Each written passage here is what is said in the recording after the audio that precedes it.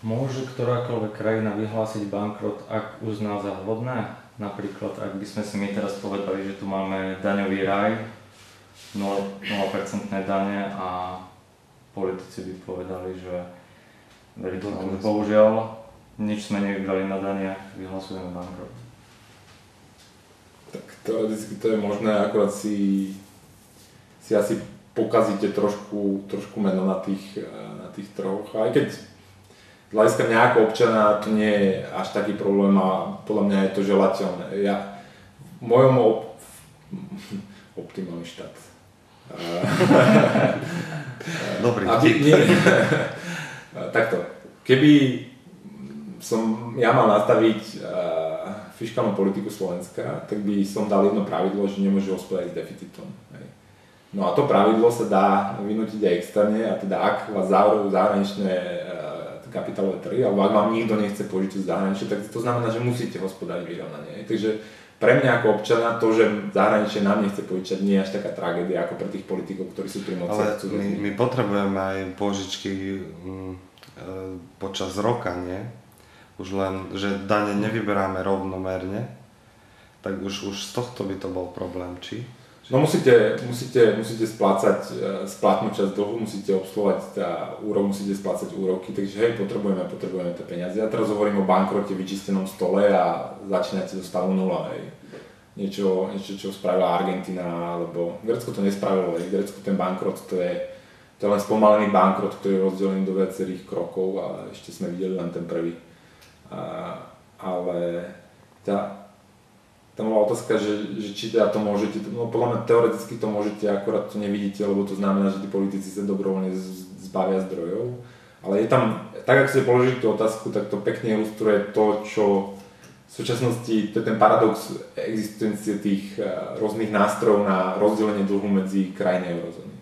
Že ak máme Euroval a Európsky stabilizačný mechanizmus a iné tieto nástroje, tak naozaj otázka je, že prečo na Slovensku neznižiť daň na nulu, neprilákať zahraničné investície, neurobiť obrovský deficit a v prípade, že tam už sa nebudeme schopní refinancovať na zahraničný dlh, lebo oni vidia, že je to neudržateľná situácia, nepožiadať o teda požičku z Eurovalu za 3,5% alebo neviem, koľko by sme dostali.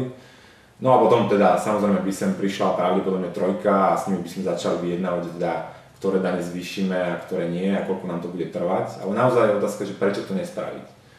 Ja sa obávam, že ten, kto posledný požiadal požičku z Eurovalu, príde o peniaze. Čiže toto je presne naopak nastavené, že kým tie peniaze sú, tak treba ho nepožiadať, lebo tam už dlho nebudú. Ešte k tomu deficitu, tam by ma zaujímalo, že nie je deficit v podstate len taký ako politický blúd, lebo v podstate tie príjmy štátu kontinuálne rastú, aspoň v Európe a aj v Amerike a nie je v podstate pravda, že politici by vždy robili nejaký deficit bez ohľadu na to, aké by mali príjmy. Teraz neviem, čo je ako deficit, ako taký není blúd, lebo ten existuje. Blúd je myslieť si, že za politici ho nebudú niekedy robiť. Že oni, ich bazálne nastavenie je to, že dá míňať viac než výber, lebo vy ako politik chcete teda robiť nejaký svoj politický program a zároveň chcete podporiť svoje budúce zvolenie.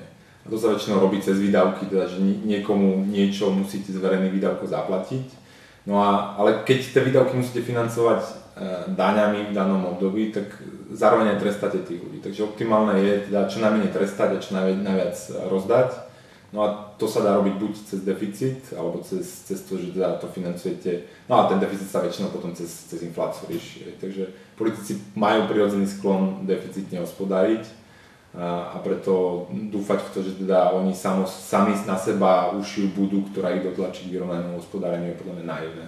No sa to môže stať, ale iba si všimnite v malých krajinách, kde je tá správa ešte blízko k tým občanom, je napríklad Estonsko, že Estonci majú dlh menšie ako 10% HDP, ale to súvisí s tým, že Estonsko je také väčšie mesto, že tam ešte tá komunita ako keby funguje natoľko, že teda je tam nejaká zodpovednosť, ale čím máte väčší a centralizovanejší celok, tak tým menej som ochotný veriť rozprávke o zodpovedných politikoch a vyrovnanom hospodárení. Po ďalších a ďalších regulačných opatreniach, ktoré prichádzajú z Bruselu, existuje vôbec ešte nádej, že Európa je schopná vrátiť sa k skutočnej trhovej ekonomike a ak áno, čo by sa muselo stať?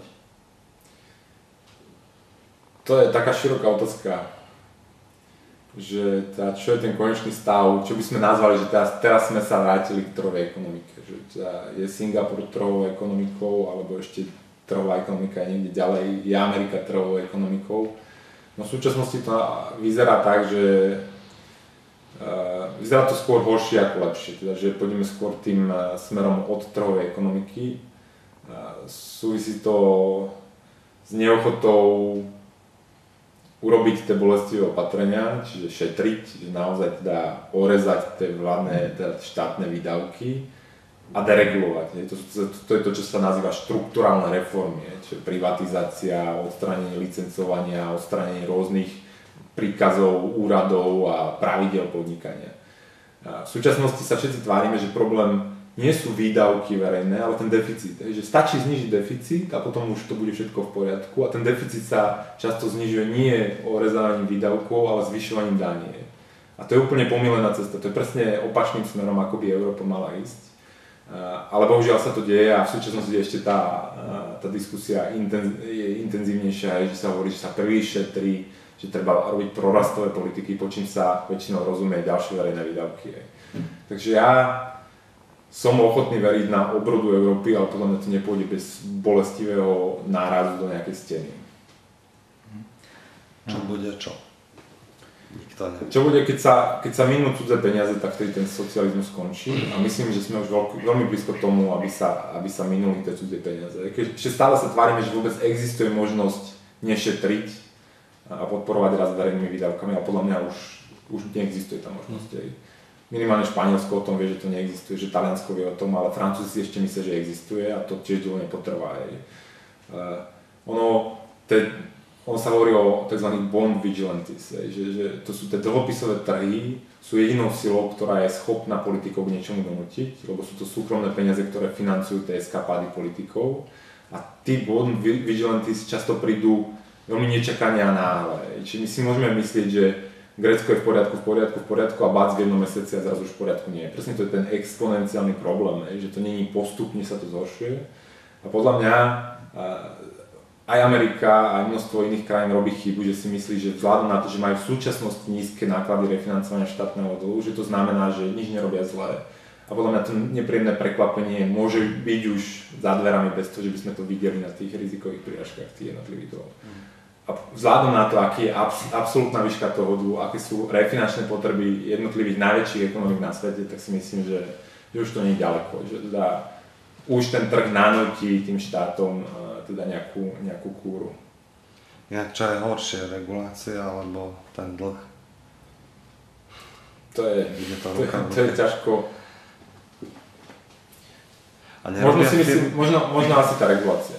Lebo keď nič nespravíte s tou reguláciou, teda to je to, čo sa deje v Grécku, že im pozvyšovali dane, orezali nejaké verejné výdavky a teraz čaká, že sa stane zázrak. A ten zázrak sa nestane, kým malí, drobní ľudia nezačnú niečo produktívne robiť. Ale oni nezačnú niečo produktívne robiť, keď vidia, že majú extrémne vysoké dane na to, musia mať x povolení, musia sa nahlásiť tam a nevedia, čo všetko majú spraviť. Čiže asi skôr tá regulácia ako ten. Ak začnete rásť, ak naozaj máte zdravú, boomujúcu ekonomiku, tak vám tí veritelia uveria, že z toho vyrastíte. A ešte nerobia firmy chybu, pretože každá regulácia niekoho zasiahne, ale nejak není počuť o tom, že by tie firmy protestovali, či nerobia firmy chybu v tom, alebo ako to, že neprotestujú proti reguláciám. Ako myslím proti tej internetovej regulácii sa zdvihla nejaká vlna, ale... To je najväčšia chyba myslieť si, že politici nám chcú zle a oni preto vymýšľajú regulácie. Regulácie sú nástroje na ochranu existujúcich firiem. Takže za reguláciami hľadajte toho, kto zarobí na tej regulácii a väčšinou je to nejaká firma, nejaká existujúca veľká firma, ktorá sa snaží vystavať okolo seba bariéru tým, že začne napríklad regulovať kvalitu nejakej potraviny. To je typická forma regulácie, ktorou zastavíte možnosť ostatných malých vašich konkurentov narazť do vašej veľkosti. Lebo aj vás možno postihne tá regulácia, ale vy máte obrovské zdroje na to, aby ste teda následovali alebo nastavili ten svoj systém tak, aby ste spĺňali tú reguláciu. Avšak tie obrovské množstvo zdroje nemá niekto malý, kto sa snaží prepracovať do vašej veľkosti. Takže regulácie podľa mňa nevznikajú z politickej, ako je pár, ktoré vznikajú, že máte nejakú verejný dopyt po niečom a tí politici to vyprodukujú, ale vo väčšine prípadov regulácie, ktoré sa týkajú biznisu, vždy sú podnikateľmi privedené k životu. Čiže nevznikajú pre dobro ľudí, ale pre dobro nejakých vyvolených firiem. Ako nájdete reguláciu, ktorá možno vznikla naozaj v hlave osvieteného politického predstaviteľa, ktorý chce dobro ľuďom, ako možno existujú, ale podľa mňa väčšina tých regulácií vzniká z nejakých konkrétnych dôvodov. Že sa pozrite napríklad na požiadavky, čo sa týka rôznych prvkov alebo prítomnosti rôznych prvkov v hračkách alebo rôznych jedov, toxických úrovní rôznych chemických prvkov, tak väčšinou je to nastavené tak, aby teda nemohli vstupovať produkty z lacnejších destinácií ako z Indie a z Číny, bez ohľadu na to, čo to naozaj robí s reálnou, že to má reálny vplyv na nejaký zdravotný stav alebo nie. A to je množstvo oblastí, ale ja neverím na to, že teda niekto si sadne a začne to vymýšľať. Väčšinou niekto presne vie, že ako to nastaviť a na čo sa to dá použiť tak, aby sa to dalo kapitalizovať zo strany existujúcich producentov. Že tí politici sú tiež niekým financovaní a oni tiež teda predávajú nejaké privilegium a podľa mňa z veľkej miery tie regulácie vznikajú takýmto spôsobom. A ako definujete súčasný systém? Vo všeobecnosti asi je taká mienka, že tu máme nejaký kapitalizmus. Ako je to v skutočnosti? No, podľa mňa to súvisí s tou predchádzajúcou otázkou. Podľa mňa nemáme kapitalizmus. Podľa mňa máme niečo, čo sa blíži tomu korporativizmu a to znamená, že ak ste dostatočne veľký a máte dostatočne veľa peňazí, tak za pomoci politického systému a tých regulácií viete okolo seba vybudovať buď bariéry, alebo môžete použiť verejné zdroje na vaše podnikanie cez to vybudovanie diaľnice do vašej destinácie alebo investičnej podpory alebo dotácie na pracovné miesto alebo kontroly kvality vašich konkurentov, ktorí nevedia splňať túto kvalitu. Takže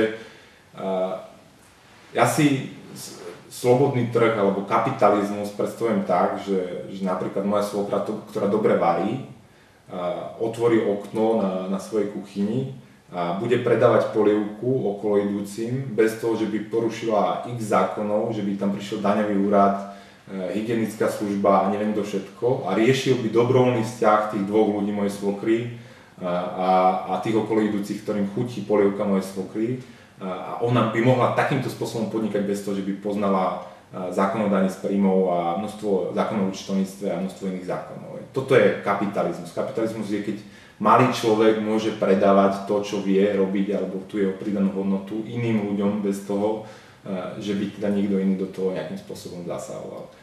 Samozrejme nemôže škodiť tým ostatným, ak moja svokra otrávi okolo idúcich, tak samozrejme súdy by to mali dať do poriadku, ale ak sa nedieje žiadna újma, tak by toto nemal riešiť štát. A bohužiaľ v súčasnosti práve tieto malé aktivity, tá ekonomika zo spodu trpí tým, že teda je tam kopa neprehľadných regulácií, rôznych pravidel, ktoré musíte nasledovať, zamestnávanie extrémne náročné, prepušťanie extrémne náročné, takže dnes by som to nedefinoval ako teda kapitalizmus alebo ten slobodný trh. Čo je horšie pre spoločnosť, regulácie alebo daňové zaťaženie? To súvisí s tou otázkou teda regulácie alebo deficity. Práve ako keď musíte 50% z toho, čo vyprodukujete, ozdať, to tiež nepoteší, ale keď to vôbec nemôžete ani začať robiť, tak je to asi horšie. Čiže skôr to je regulácia. Asi ja by som sa priklonil, ale je to subjektívna otázka. No. Kto je podľa vás momentálne na tom ekonomicky lepšie, USA alebo Európska únia? Kto má lepší výhľad do budúcnosti? Aj keď si zoberiem teraz teoreticky, ak by Ron Paul mohol niečo na tom zmeniť. No v Európe, Európa je lepšia na tom v tom, že Európa už vie, že má problém. Že tie dlhopisové trhy už v Európe pomerne jasne povedali, že už začnete šetriť, lebo už vám nepožičame. Európa nechce tú správu moc počuť, snaží sa robiť všetko možné na to, aby teda nemusela extrémne šetriť, ale minimálne Európa už vie, že má problém. Amerika sa tvári, že problém neexistuje.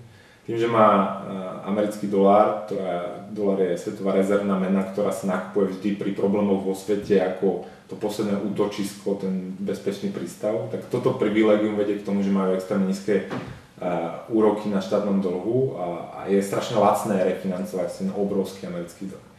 Ale Amerika hospodári nezodpovednejšie ako Európa. Amerika má vyšší dlh a má vyšší deficit ako eurozóna ako celok, takže Amerika žije v sladkom stave ignorácie reality, z ktorého sa skôr či neskôr bude musieť zobudiť. Takže z tohto hľadiska by som povedal, že Európa je na tom lepšie, lebo už vie, že má problém a už ho začala, môžeme sa baviť o tom ako, ale začala riešiť. Čo sa ale týka tej druhej strany, to zdravia tej ekonomiky, tak keď sa pozrieme na tú Ameriku, tak mi príde, že je práve stále menej, napriek tomu, že tá regulácia tam rastie, že rastie podiel daňového zaťaženia, ale je to stále na nižších úrovniach ako v Európe a že tá ekonomika je teda ešte flexibilnejšia, schopnejšia absorbovať tie rôzne negatívne dopady toho vysokého dlhu a tých rôznych opatrení. Takže z hľadiska tej ekonomiky ako takej, tak som asi väčší optimista, čo sa týka Ameriky. A veľa optimizmu mi dáva to, že aký úspech tam má Ron Paul a že to teda rezonuje, to čo hovorí, rezonuje u tých ľudí. A tak to je podľa mňa celkom pozitívna správa ohľadom stavu tej spoločnosti, že ešte nie je tak ďaleko ako tá európska spoločnosť. V Európe sa tvárime, že Sarkozy je pravičiar, čo je úplne absurdné a myslím si, že veľa to hovorí o tom, že kde sme v Európe. Čiže tak výhľadovo tá podpora tej spoločnosti by mohla niečo na tom zmeniť, že tam v tej Amerike, keď som veľa tých ľudí sú ešte za ten voľný trh. Nad Amerikou som asi ešte nezlomil palicu, tak ako niektorí. Že možno Američania, ktorí tam žijú, to vnímajú trošku kritickejšie a tragickejšie, lebo vidia, že to ide zlým smerom a myslia si, že už je to naozaj zlé, ale podľa mňa, keby žili v Európe, tak vedia, že čo to znamená naozaj zlé. Čo sa týka flexibility, aj trhu práce, aj rýchlosti, ako zatvoríte firmu, otvoríte firmu. Takže som asi, čo sa týka teda ekonomiky ako také, som asi väčší optimista, čo sa týka Ameriky. Samozrejme, že ich čaká to prekvapenie s tým dolárom, že teda buď upravia svoje hospodárenie, alebo budú mať negatívne prekvapenie ohľadom ceny toho dolára, alebo síly dolára. Avšak to nepostihne ani tak Ameriku, ako jej veriteľov, že to bude prerozdelenie vlastne reálnych hodnot zo strany veriteľov smerom k Amerike, že Američania na tom zarobili, že oni kupujú reálne veci za papierové doláre, ktoré prípadne stratia na svojej hodnote, ale 50% tej straty bude mimo. Kde je tá hladina dlhu, kde sa to zlomí? No to keby som vedel, ako množstvo dlhopisových traderov zbankrotovalo na tom, že vedelo, že Japonsko už ďalší rok nevydrží.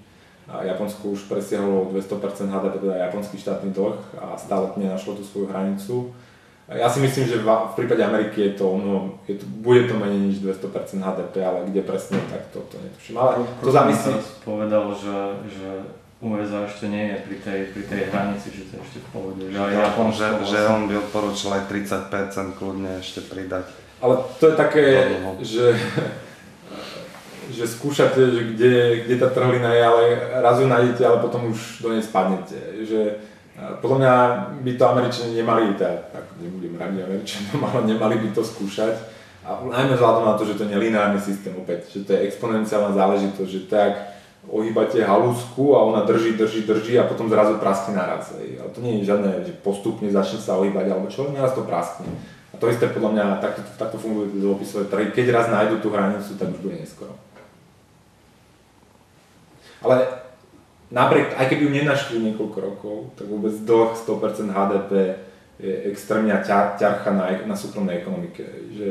A to existuje množstvo štúdií, Kennedy a Rogov o tom píšu paper, hádam každý rok, o tom, že vysoký dlh ako znižuje ekonomický rast, čo je teda logické, lebo vy zaťažujete ten súkromný sektor tým, že oni musia splácať úroky a ten dlh toho verejného sektora.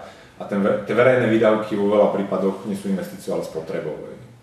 že to keď postavíte naozaj tu 10, teda tú obrovskú diaľnicu do Užhorodu, tak to bude spotreba z 90%, že to nie je investícia. Nemôžeme sa tváriť, že to má nejakú návratnosť. Bývalý grécky premiér Papandreou teraz v Sangalene vyhlásil, že Grécko počas jeho vlády presadilo ťažké reformy a náročné a že v podstate teraz ide už správnym smerom. Je to tak, že Grécko spravilo nejak maximum, čo mohlo? Nespravilo. Urobili nejaké úspory, urobili nejaké reformy, ale málo. To hovorí aj samotná grécka pravica, že grécky stred a grécka pravica vytýka trojke, že idú príliš cez zvyšovanie daní, že malo sa urobiť radšej väčšie seky vo verejných výdavkoch a znížiť dane a tým pádom by sa teda došlo k nejakému oživeniu tej ekonomike. A ono to súvisí podľa mňa s tým, že celé to riešenie v Grécku je odkladanie toho katastrofálneho nárazu auta do steny. Že my sa tvárime, že Grécko nezbankrotuje a ono bankrotuje postupne a za chvíľku bankrotuje úplne. Že keby ten tvrdý bankrot bol na začiatku, tak na jednej strane tie straty ostanú u veriteľov, ktorí za to môžu, ktorí požičiavali Grécku peniaze, čiže banky, francúzske, nemecké a iné, dôchodkové fondy a iní investori. A na druhej strane Gréci musia radikálne okamžite bez nejakých výhovorok šetriť, lebo musia vyrovnať rozpočet. Toto keby sa stalo, zároveň by sa urobili nejaké štruktúrálne reformy, privatizácia, deregulácia, liberalizácia pracovného trhu, tak podľa mňa dnes už sme svedkami rastu. Pravdepodobne rastu z nejakého bodu, ktorý by bol hlboko prepadnutý, že tá recesia alebo tá depresia by bola pomerne prudká. Ona prudká je aj dnes, ale možno by bola rýchlejšia a prudšia. Avšak dnes podľa mňa už by sme boli na nejakej ceste zlepšovania. Pobaltské krajiny ukazujú, že sa dá radikálnejšie šetriť. Avšak Gréci vidia, že nemusia, že tí Nemci a tí Európania za nimi chodia a chcú im dať tie peniaze. Takže ono je to stále také, že také obchodovanie a žiadna z tých strán to nerobí poriadne. Hrozí podobný scenár aj v prípade Talianska? Povedali ste, že si neviete predstaviť, že čo by nastalo v takomto prípade, ale predsa otázka, čo by nastalo. A hrozí pre ľudí napríklad na Slovensku nejaké nebezpečenstvo, napríklad vklady v bankách, či sú ohrozené? Bankrot Talianska otvára toľko možných scenárov, že mi ťažko povedať, že čo by sa nakoniec naozaj stalo. Bankrot Talianska, vzhľadom na to, že tie dlhopisy má množstvo bank, a teda ten bankrot by znamenal, že množstvo bank by sa stalo nesolventným a mali by okamžité problémy, by teda viedol k nejakej potrebe radikálnej reštrukturalizácie finančného systému v celej Európe. To by sa pravdepodobne udialo tým, že by sa ten systém zavrel na nejaké obdobie a prebehli by zmeny, ktoré by zabezpečili, že by mohol byť počasie otvorený. Pravdepodobne by to bolo spojené podľa môjho názoru s masívnou intervenciou centrálnej banky, čo teda znamená množstvo nových eur v obehu a plátanie tých strát a tých dier cez infláciu. Ale hej, myslím si, že bankrot Talianska by sa nás bytostne dotkol. Ale dotkol by sa asi aj Českej republiky, ktorá je mimo eura.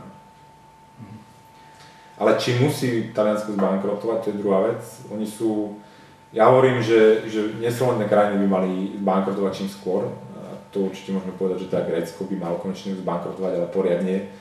Grécko po bankrote má dlh 160% HDP, čo je absurdné. To znamená, že teda ešte zbankrotuje raz. Ale Portugalsko a pravdepodobne až Španielsko bude musieť čiastočne reštrukturalizovať dlh. Či to musí robiť Taliansko, som si není úplne istý. Taliansko je relatívne bohatá spoločnosť s vysokými úsporami obyvateľstva, nie je tam zadlžené to obyvateľstvo, majú veľké rezervy, majú majetok, tak ako tam som nie úplne presvedčený. Tam verím skoro v to, že ten spôsob riešenia tých problémov tej európskej krízy viedol k tomu, že Taliansko sa dostalo k tomu stavu bližšie, že teda keby sa to robilo inak a keby sa to robilo tým spôsobom, že padne komu padne, tak Taliansko by podľa mňa nutne nemuselo sklznúť do tých problémov. Ono nemalo nejaké extrémne vysoké deficity, keď to bolo s ostatnými krajinami. A zase tie úroky im rástli tiež na 6% na dlhopisov. Ale ja to vidím ako následok toho vývoja tej krízy, že tie trhy to vnímajú, že ide to postupne a oni idú postupne od hráča k hráču, od tých najslabších postupne prechádzajú a skončili na Taliansku. Ale neviem, hej, ako to sa, keby sa reštrukturalizovali tie dlhy a vyčistil sa systém, tak neviem, či by Taliansko tiež sa dostalo do problémov a bolo by nutné riešiť ich problémy zo strany Európskej centrálnej banky. To, že to nebolo nutné, je jasné. Kým majú Taliani rezervy a kým majú zlato a rôzne iné veci, tak ako prečo im pomáhať, keď si môžu pomôcť sami. Hej. To, že my im budeme pomáhať, znamená, že budú mať väčší problém tí politici doma presadiť radikálne úsporné opatrenia, lebo samotní voliči im povedia, že ale na čo to robíte, však aj tak ECBčka to môže nakupovať. Bude Španielsko ďalším Gréckom? Ustojí podľa vás eurozóna podobný scenár aj pri Španielsku? Tak Španielsko sa blíži k tomu gréckému scenáru, že tam bola obrovská bublina v nehnuteľnostiach, ktorá ešte úplne nesplasla, lebo je tam také špecifikum, že tie banky prebrali veľa tých zbankrotovaných developerských projektov a v súčasnosti držia tie nehnuteľnosti a nepúšťajú ich späť na trh, aby nemuseli realizovať straty na tých investíciách. Čiže účtovne talianské banky vyzerajú o mnoho lepšie, ako v realite sú. Oni tie straty na tých straty na tých súvách už majú, avšak sú ešte len schované.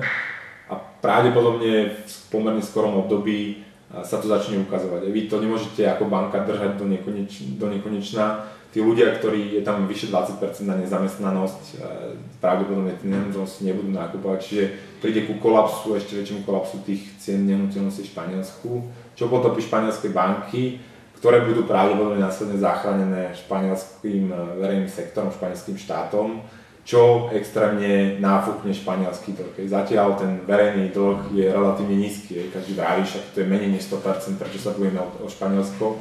No preto, lebo vidíte, na prípade Írska vidíte, čo sa stane, keď štát začne zachraňovať banky, môžete urobiť za jeden rok 30% deficit.